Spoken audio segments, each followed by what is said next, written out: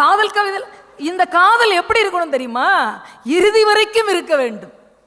திண்ணையில் உட்காந்துக்கிட்டு தாத்தா சொல்றாரு, ஏலே உங்க பாட்டிய கொஞ்சோண்டு வெதுன்னு தண்ணி வச்சு தாத்தாவை எடுத்துட்டு சொல்லுன்றாரு.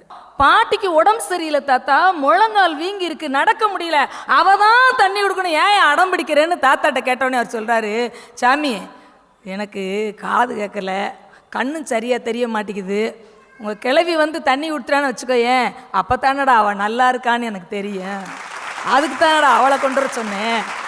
முதியோர் காதல்ங்க. அவள் இருக்கின்றாள் ஒன்றை என்றே எனக்கு போதும்னு சொன்னார்ல பாரதிதாசன். காய்ந்த சருகுகள் போல் அருகருகே இருவர், மெத்த அன்பு உண்டு செயலே இல்லைன்னு சொன்னார் பாத்தீங்களா. இந்த இலக்கியம், இந்த காதல் 80 வயது 90 வயது வரைக்கும் இல்லாமல் போயிருச்சேங்கிற வருத்தத்தை தான் நாங்கள் பதிவு பண்ண வந்திருக்கோம். இந்த பொங்கல் திருநாளிலிருந்து இது மாறணும். பொம்பளை பிள்ளைங்க எப்படி மாப்பிள்ளை வேணும்னு கேட்குது பார்த்தீங்களா, 40 கண்டிஷன் வைக்கிறா.